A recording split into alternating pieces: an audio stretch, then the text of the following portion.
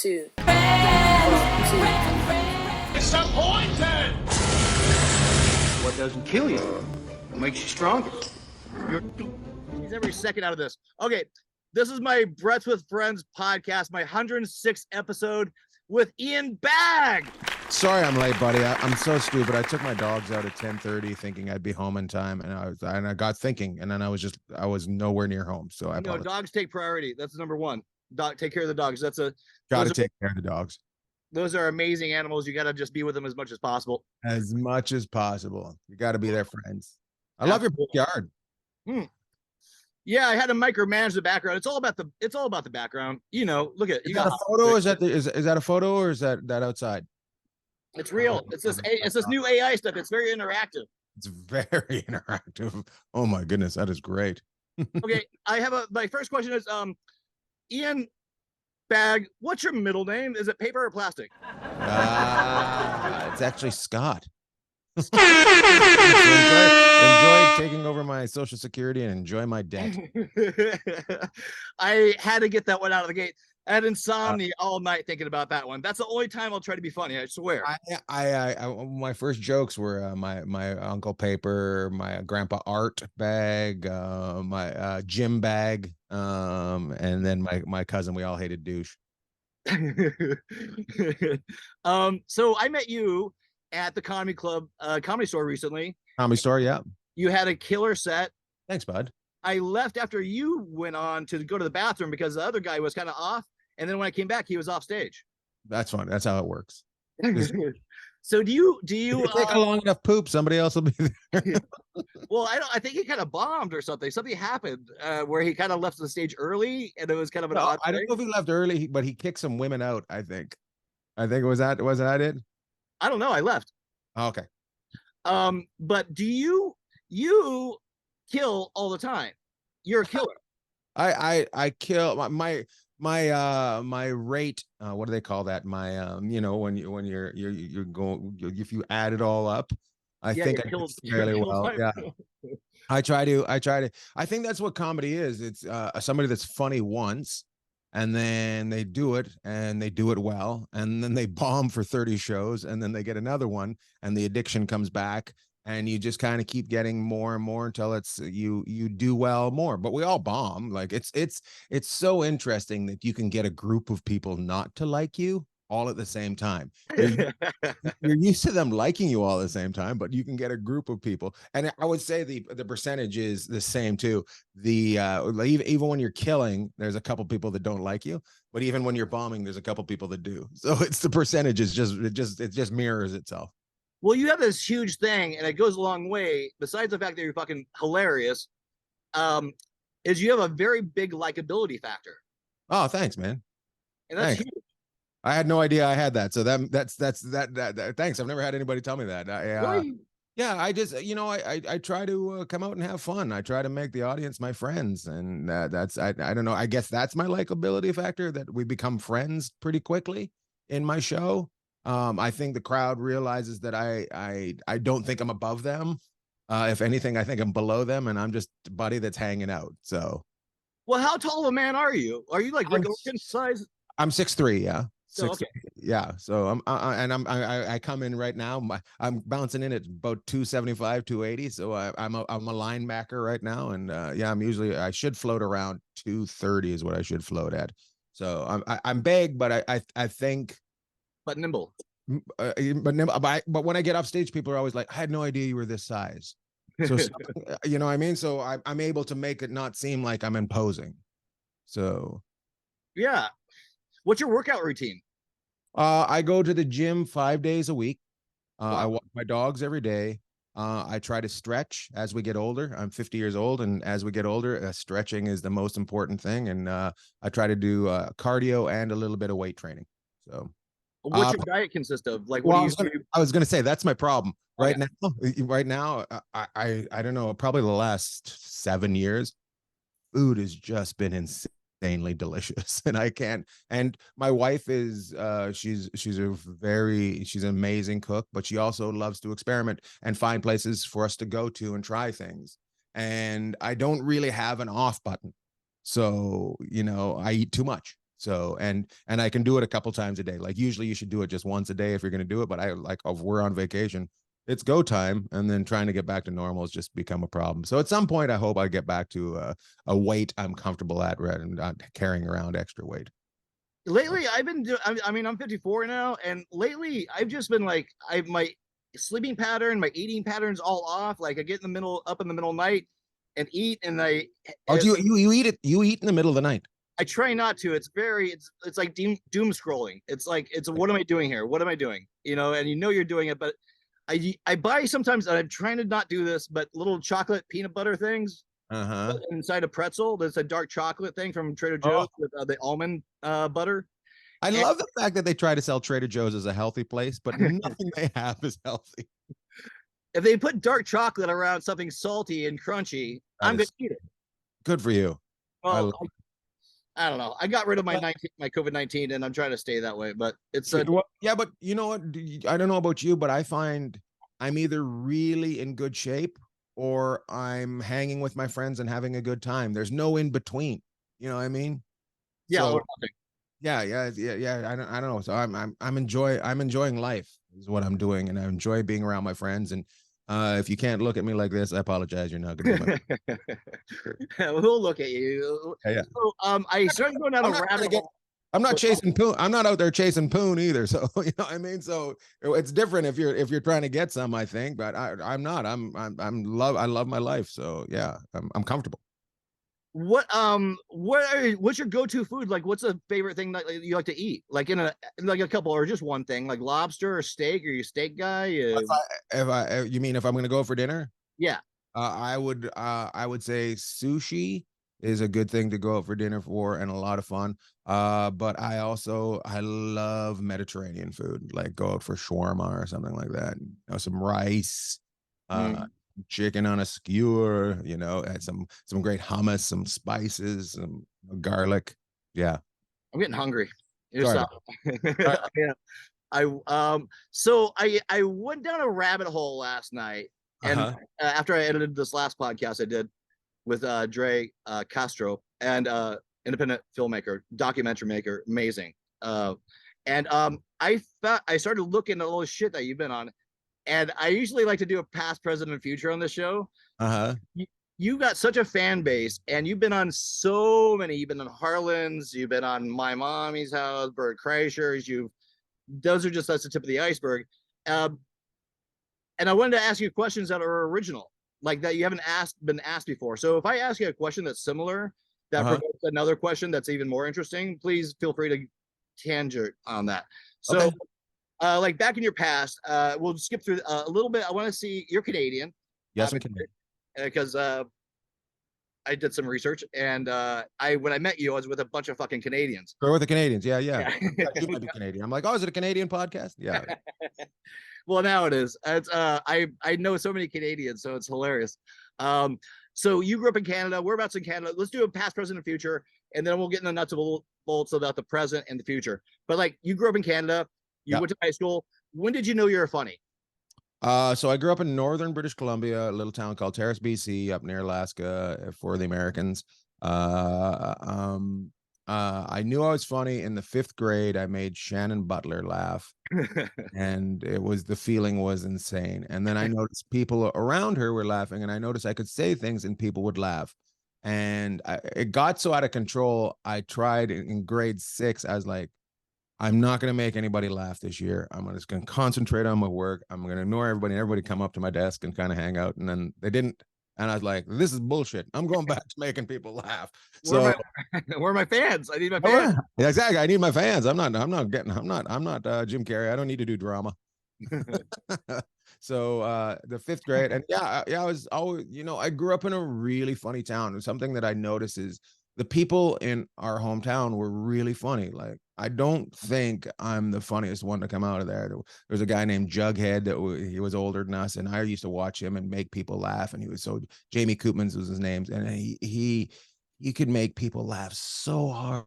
And he was such a funny, just his body, and he wasn't doing stand-up. He was just being around his friends and being. I compare Bert Kreischer to him. You're just addicted to being around him.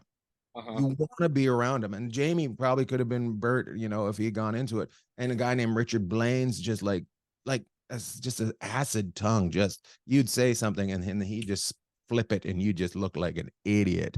And you know, and my friend Keith Axelson, Trent France, and everybody was funny. Everybody was funny because I don't know, something about where we grew up, you either laugh or you cry.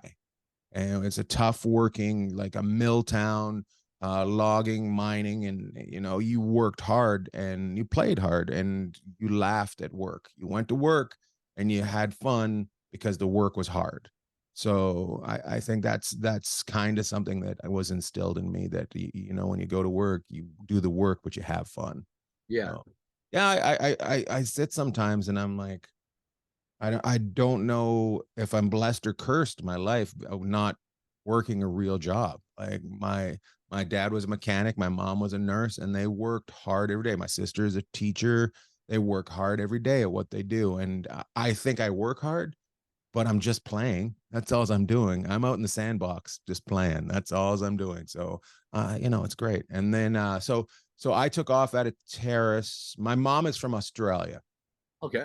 We'd go back and forth to Australia, and I ended up in Australia when I was 17 until late mid 18. And then I came back and I was like, I gotta figure out what I want to do. But in the back of my mind, I was like, I want to do stand up. Every time I did a little research on stand up back then, there was no stand up, right? So it wasn't like now where you just go on the internet and you find out where it is. You had to hit the streets. Hard. You had to go find it. You had to put an effort into it. So I was 18. I was working. I actually started working in a gold mine. I was working with explosives, and I loved What it. age was this? 18, 19. You were detonating explosives at 8 or 19, 18 and 19? I was mixing ANFO and emulsion, and then I was putting it into holes, and I was blowing the side of mountains off. And how did that was that sounds a little dangerous? Was that the exciting? But you're 18, 19 years old. Nothing can hurt you at that age. That's why they have you do those jobs. That's why they put you in the military. That's why your body's like rubber. Yeah. If it flies in the air, it'll bounce a couple times. You'll be fine. You'll get up. You are nothing but a boner walking through life. That is all you are. You're just complete testosterone. Anyway, so I did that, but I knew I wanted to do stand up. I met this band. They were playing in my little town, and I played drums a little bit, and I hung out with musicians, and I was talking to this band, and they go, "You're really funny. You should do stand up." And I was like, "I don't know. I want to do stand up, but I don't know how to do it." And they go, "Oh, we know a guy." So they introduced me to a guy, and I got on a phone call with him, and he said, "Oh, go to this place in Vancouver and do it." So I at some point me and my buddy Trent, he left his job and I left my job at the mine, and we moved to Vancouver. And for a year, it took me a year before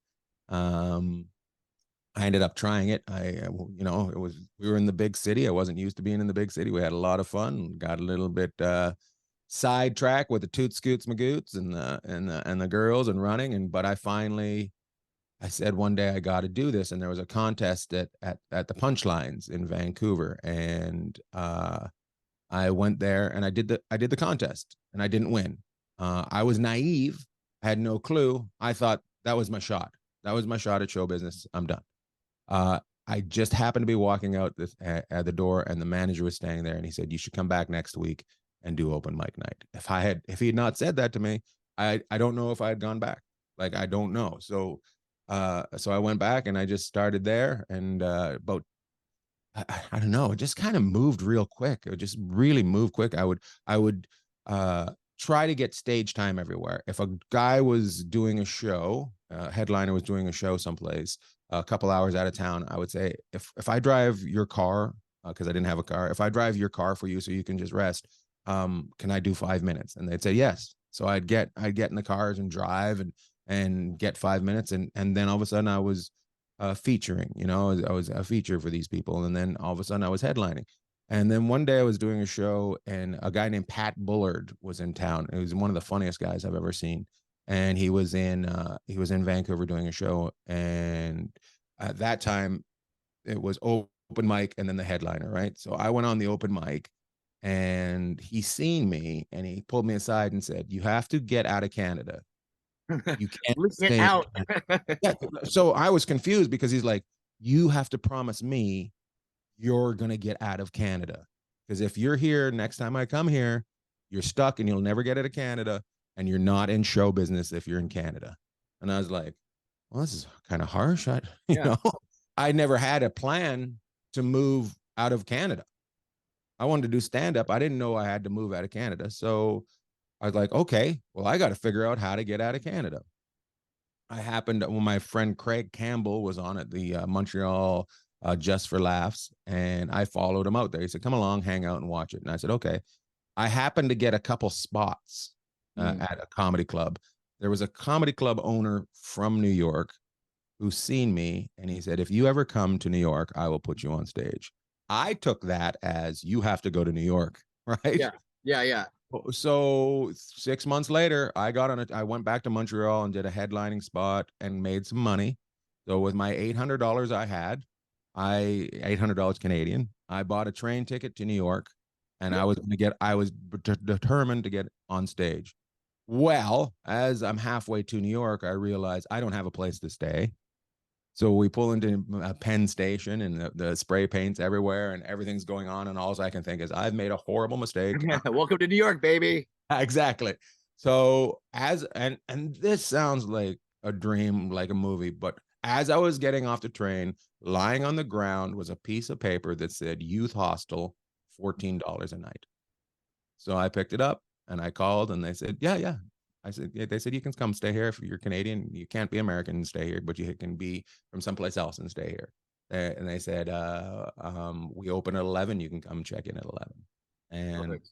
I ended up living there for 4 weeks. I called Lucian every day, and it was an avails spot. You call this number and you put in your avails for when you're ready. I'd hang up because I only had a certain amount of money. So I was saving my quarters, right? I'd hang up. Finally, one day he picks up and he goes, is this the person that keeps hanging up? And I go, yes, my name's Ian Bagg. I met you in Montreal. You said you'd put me on stage if I came to New York. I'm in New York. And he said, yeah, come down tonight and I'll put you on stage. And it spun, honest to God, I bombed my ass off. I bombed my ass off my first time on stage. I was talking about being from Canada, and people just didn't give a shit.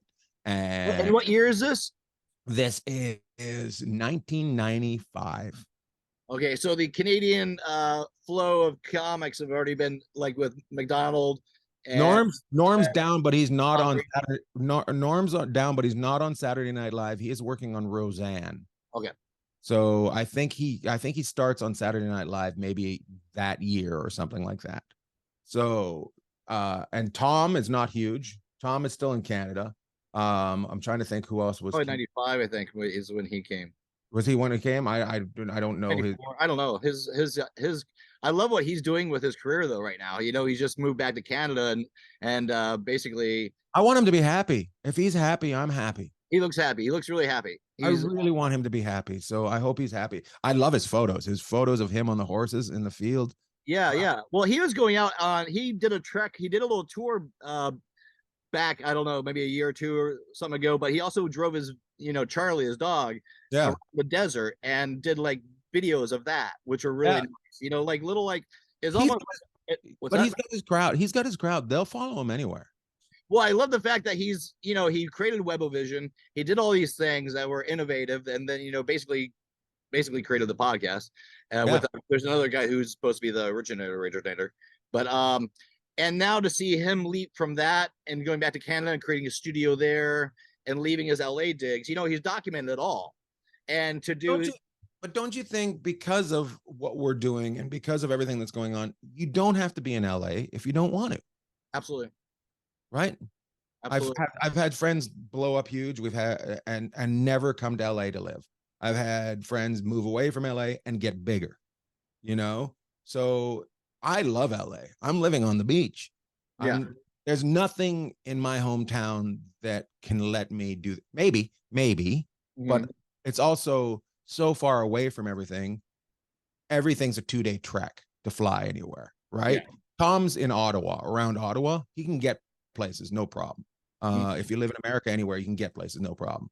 But I don't think you need to be in LA. I don't think it's a must anymore. No, no, it's absolutely not. It's like, and I'm in Hollywood right now. I live, my permanent residence is Oregon.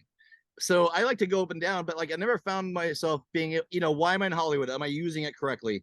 Am I getting the most of what it takes to do what I want to do here? Or, because I can paint and make videos and little movies anywhere in the world. So am I using my time here wisely?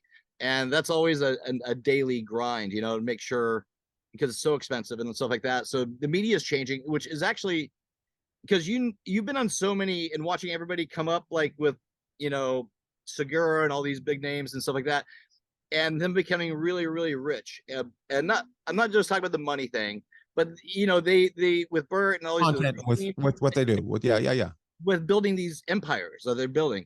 And there's a lot of like the podcast world is, it's like that's like with even Rogan with the mothership and all that stuff. It seems to be with Kill Tony. I used to love watching Kill Tony, but the format of it is now tired. But maybe the new audiences that are capturing it are finding it fresh.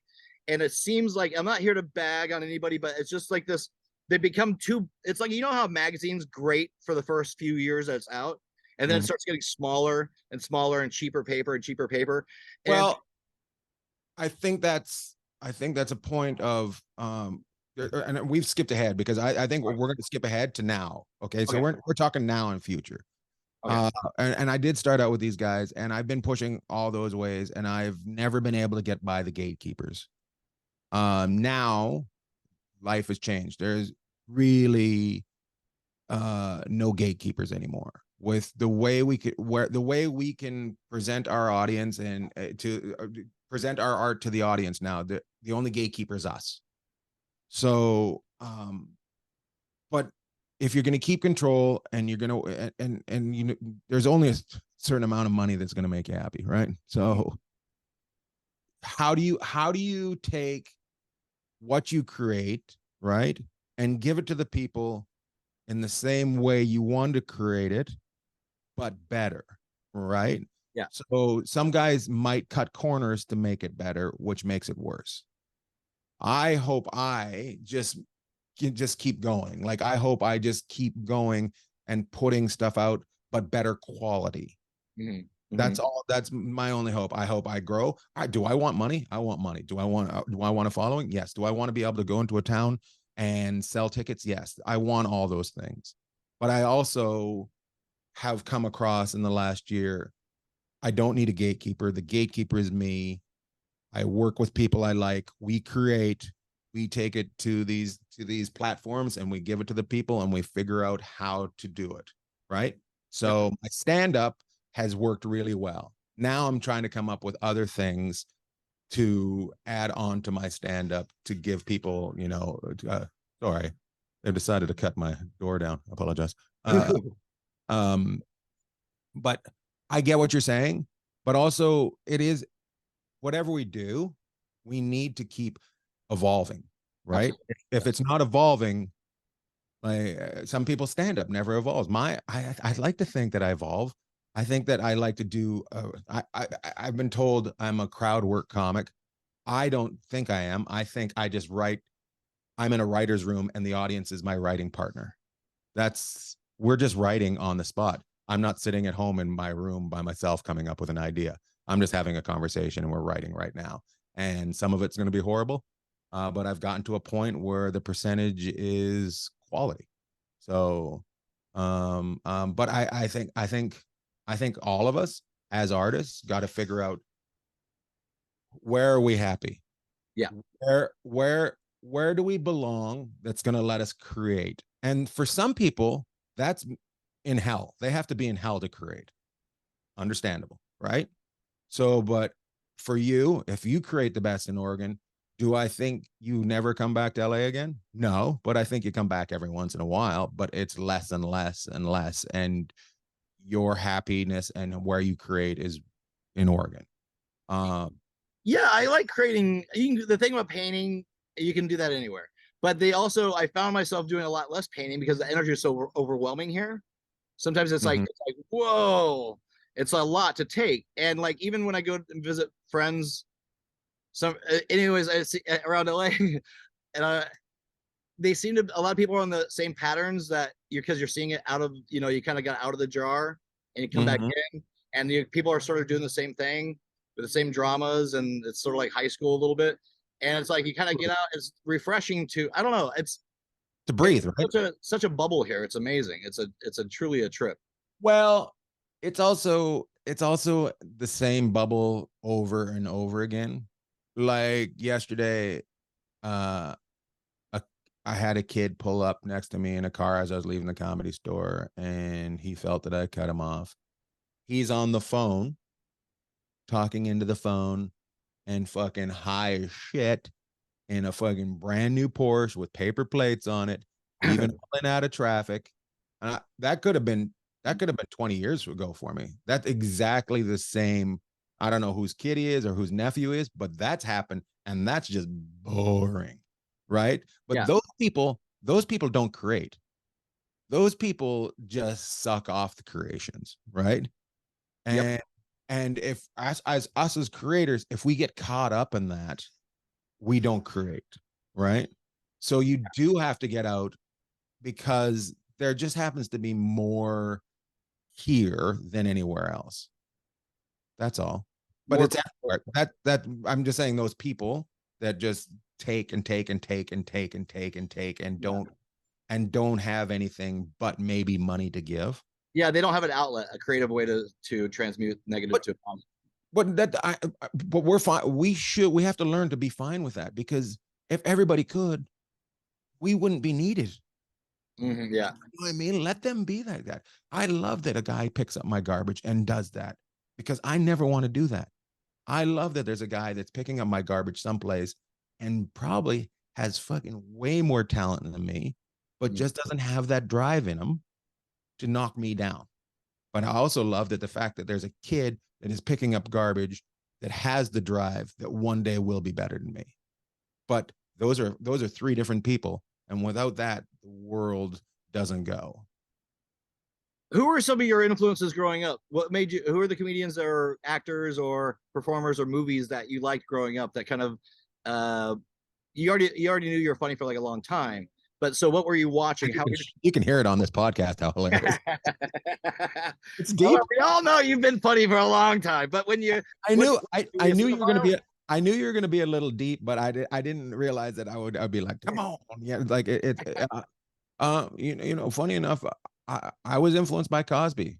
I put girls to sleep all the time. No, no. When I was a kid, my parents had these albums that I would listen to, these Bill Cosby albums, and I could see everything he was talking about. And he painted a picture with words, and it embedded in me. Did he start? He spun out of control too, whatever. But I loved Sam Kinison. I loved Eddie Murphy. Who else? I love the irreverence. I love the irreverence of Sam Kinison. I loved it. Just funny. Didn't care. He was going to say anything. The joke was in there, and if you could laugh at that, you could laugh at anything he said, right? So, and then Eddie Murphy was just stupid and a teenager and just filthy. And I remember listening to the album. We had a little record player in the kitchen, and my parents were watching TV in another room, and I had to listen to it like with my ear up against the record, like going, because it was so dirty, and I was like, yeah. I listened to it on a tape deck. I was doing the exact same thing, so. It's like you're listening to almost the scratching of the record make the noise of the sound for the sound. It's like, so I didn't anybody to catch me. I wonder who your parents liked. You remember who your parents liked? My parents, my mom, she liked Roseanne. She thought she pictured herself as Roseanne for a while there. She liked I grew up with the Burt Reynolds movies, Run. The first movie my father took me to see in the movie theater was Harold and Maude. Oh, really? Yeah. So I don't know. I remember going to, as a kid, going to a drive-in movie when we were at my grandparents' house, and there was a double feature, and the first one was Caddyshack. and I didn't know anything about it, but loved it. But the movie I wanted to see was called The Electric Horseman with Robert Redford. And I could care nothing. As soon as the movie started, I could care nothing about it because Caddyshack was first, and all I could think about was Caddyshack. I was just like, what? Like, I'm 10 years old, and I'm just like, I got, and I'm like, that meant nothing to me. You got Ted Knight in there. You got fucking Dangerfield. You got fucking a young Chevy Chase, a young Bill Murray. You got Lacey Underalls. You got fucking every joke. Yeah, just amazing. Yeah, and yeah, I love Ted Knight. Like I used to watch Mary Tyler Moore, and he'd fly into that. And, yeah, and just it just it's yeah. Any Jonathan? Okay, my Canadian friends wanted me to ask you about Jonathan Winters because I kept on harping about how Jonathan. That was the one I was going to leave till the last. Jonathan Winters was one of my favorites. He was on Mork from Work.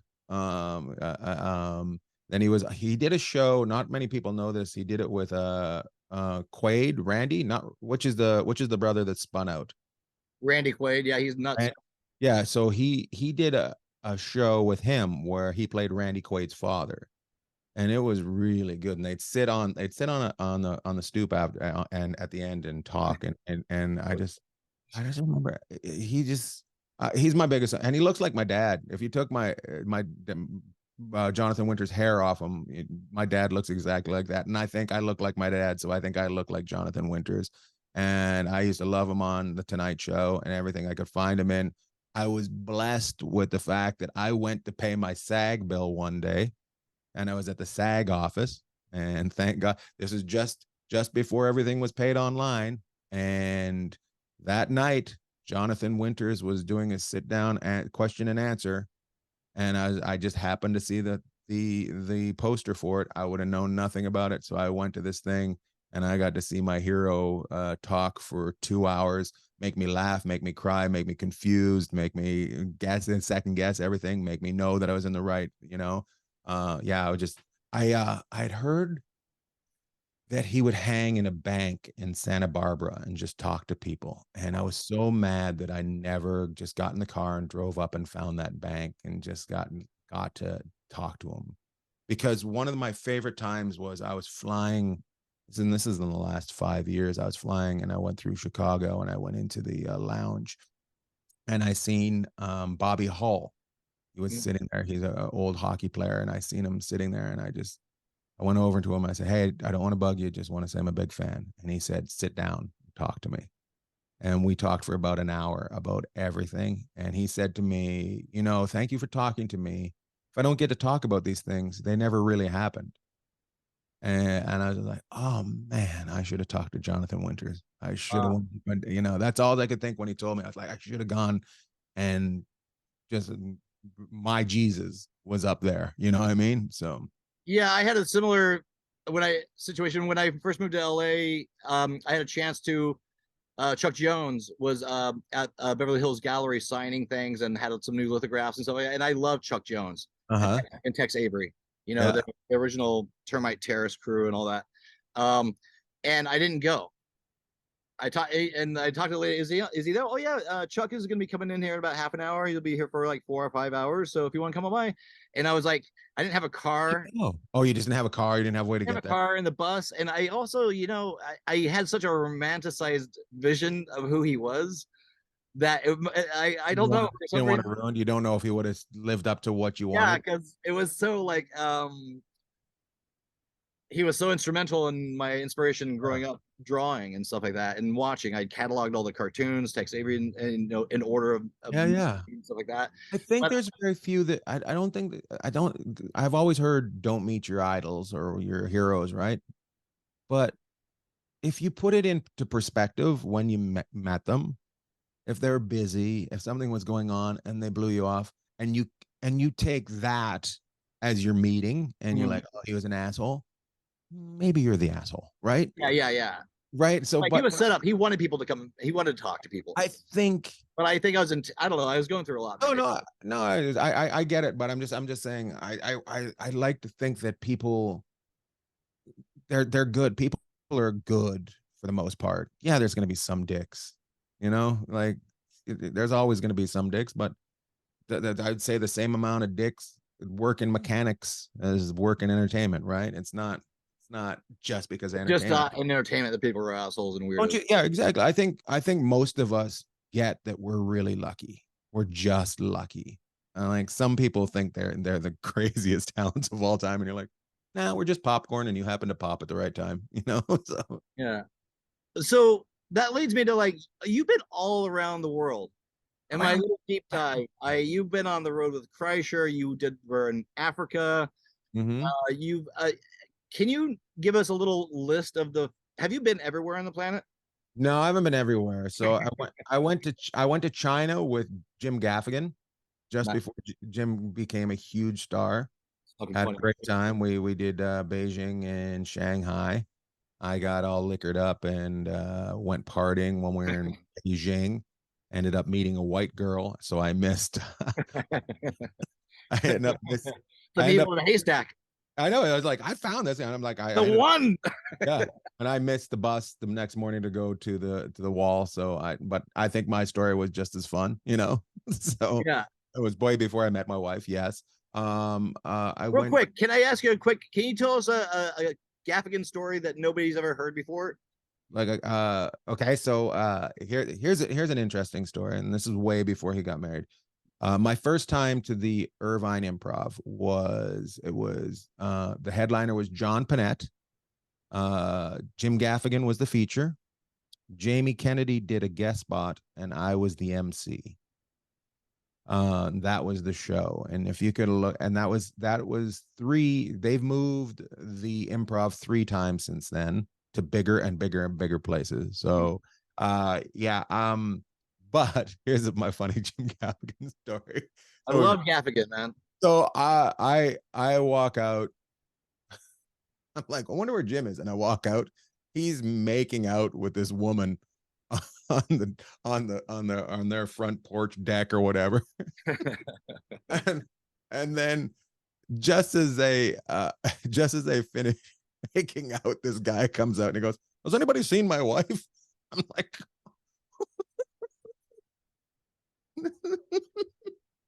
this is 20 years before he met his wife, way before everything. What was the next step that happened? What happened after that? After you next step, I'm like, Jim, you're gonna get us killed.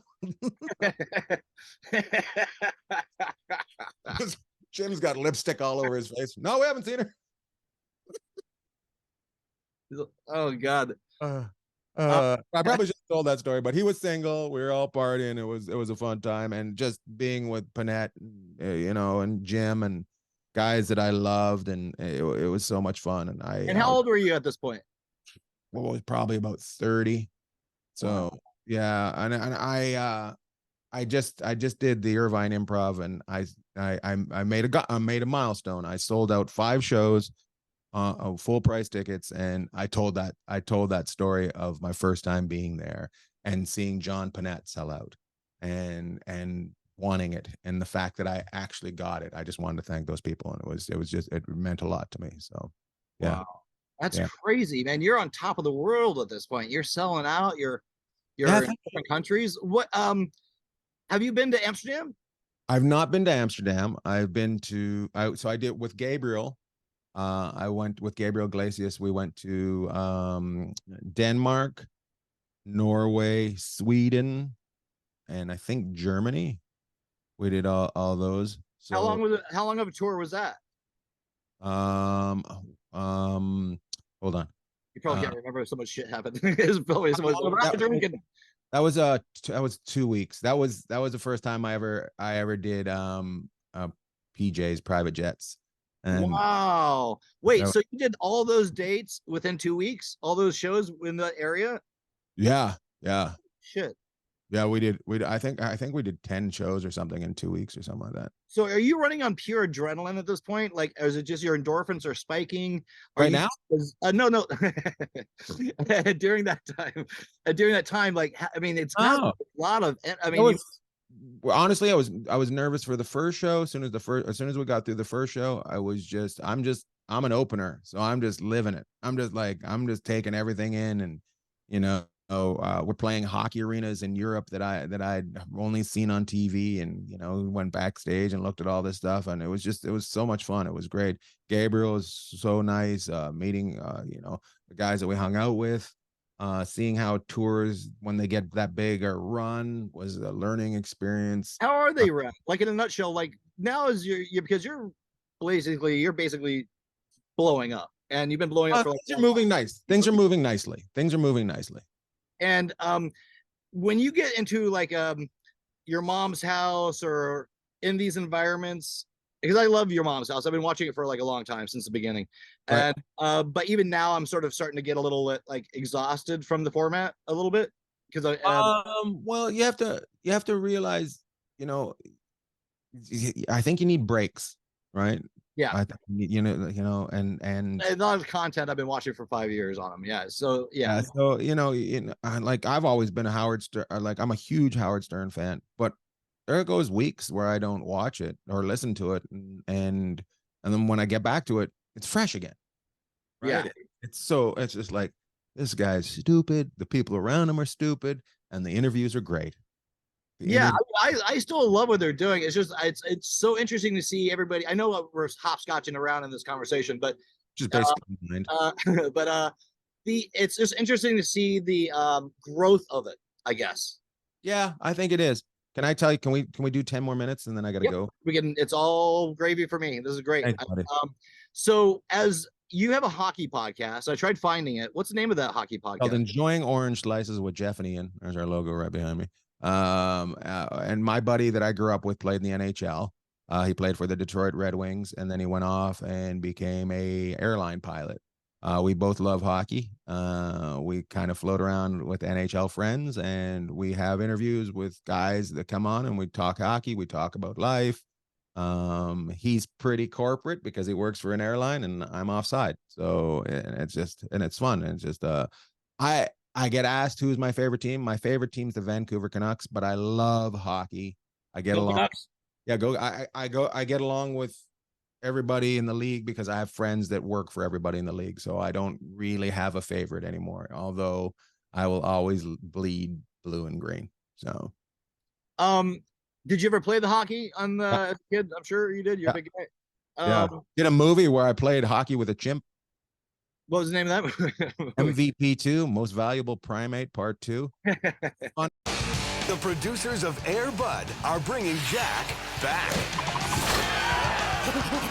Now Jack is taking skating in a whole new direction.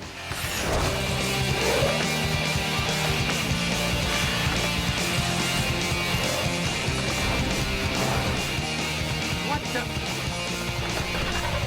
This is Mandy Parker coming to you from the regional qualifying trials for skateboarding's national championship.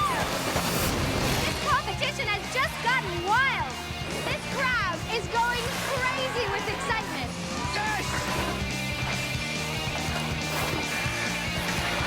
MVP 2, Most Vertical Primate. Jack, are you okay? Funny enough, we went to a Stanley Cup party the other day, and the kid that was putting it on, his name is Zach Whitecloud. He just won it with the Vegas Golden Knights, and we went up and we had a photo taken with the Stanley Cup and with Zach, and then I walked away, and my buddy came up afterwards and goes, he's a big fan.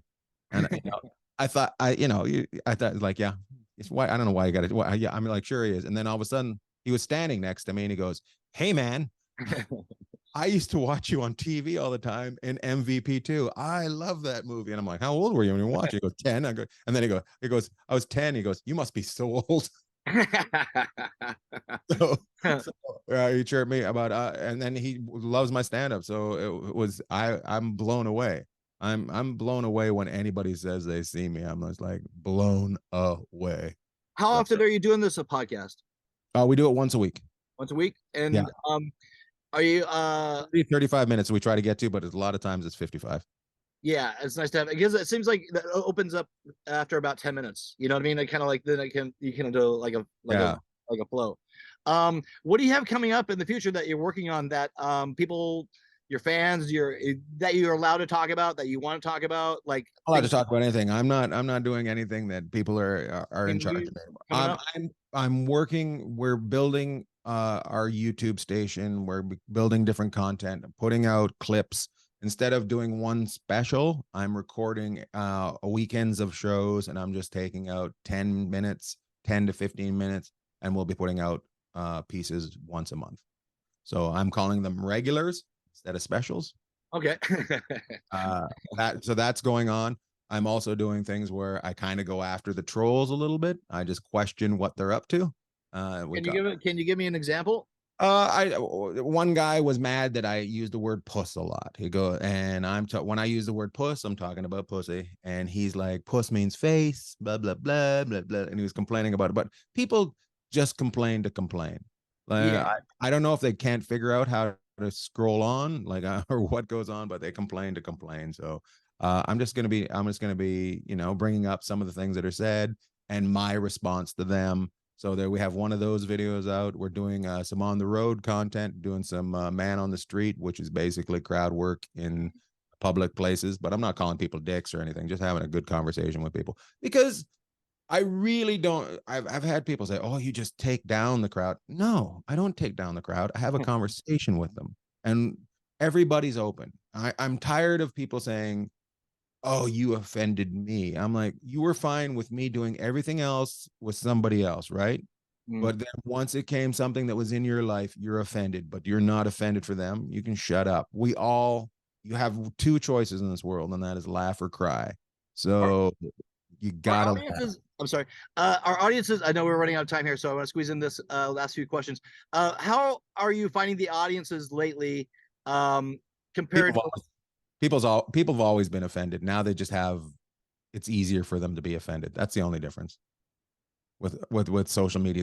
It's easier for them to be offended. But I've been offending people since I started day one. People walking out, people throwing things at me, Well, they're on a comic club that's ridiculous. Well, you have to remember, you take a stranger, which you don't know what's going on in their brain emotionally, psychologically, and then you give them booze, and then you have somebody chatting.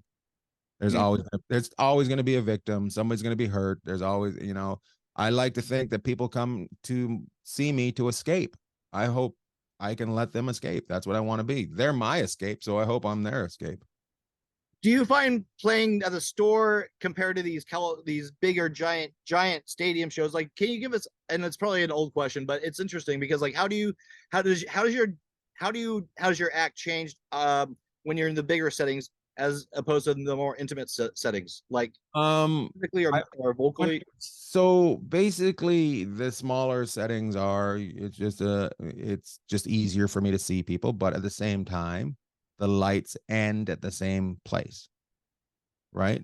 Yeah. So I have to work and I walk around the stage, get out of the lights, try to find people, and I don't know what attracts me to people to talk to them. Like, I'm not looking for a goof. I'm not looking for a hot girl. I'm just, something pops. And I've had people before, you talk to everybody around us but not us. Why not? And I'm just like, I really can't answer that. I don't know why. But everybody else around you made me feel like I needed to talk to them, right? When I'm in a big stadium, I try to find the areas that I can see and feel connected to. So sometimes, believe it or not, it's the furthest people back because you can see them the best. Sometimes it's definitely in the front a little bit. I call them the rich people, and then I call the people in the boxes the super rich people, and then I call the poor people up in the big seats, and then I try to move around and make different communities happen. It's stand up in a big stadium is an event. It's not a stand up show. It's an event. So and it's fun, and man, you get them to wave, and it's people that come to see your show, because your show is so interactive. Yes, it's a lot of crowd work, but people come for that. They want you. That's the whole thing. But besides the back, it's funny. Besides that, but some people just walk in. They just walk in and they don't know what they're. I what the best part about doing the store and the improv, in Hollywood is those are all showcase shows. So we all do 20 minutes. There's probably I don't know, 6 to 10 guys on each show. So they don't know what they're getting. So they may never have heard of me. And I have to earn that. I have to earn their trust. And I love that. That is my earning their trust. How's that feel? Like, when do you know that you have their trust? Well, you just know. And now we're on the surfboard and we're on the wave. Here we go. So, it's a collective sort of consciousness. You could kind of feel the wave energy of the audience, and it's sort of like activating you as well. Yeah. So are you touring? You're on tour like all the time, nonstop. You're a touring comic. I'm in and out every week. So I do take weeks off, of course, but yeah, I don't go for long periods of time. I fly home on Sunday and I usually leave on Thursday. So are you leaving the country anytime soon, or you got all your dates? Yes, I am. Okay, here's what's going on. Next week, not next week, in July, my dates are in Miami, San Francisco, and Hermosa Beach, California. Those are my three dates that I'm doing in July. And then August, I've got North Carolina and a couple other places. Don't ask me where they were. But in September, I am going to the Middle East. I'm going to Saudi, Dubai, Abu Dhabi, Bahrain, and one more. Wow. How do you like the audience? I know you got to get out of here, but like, I had a quick question about, like, when you're doing these shows and you go back to your hotel, and you're all by yourself.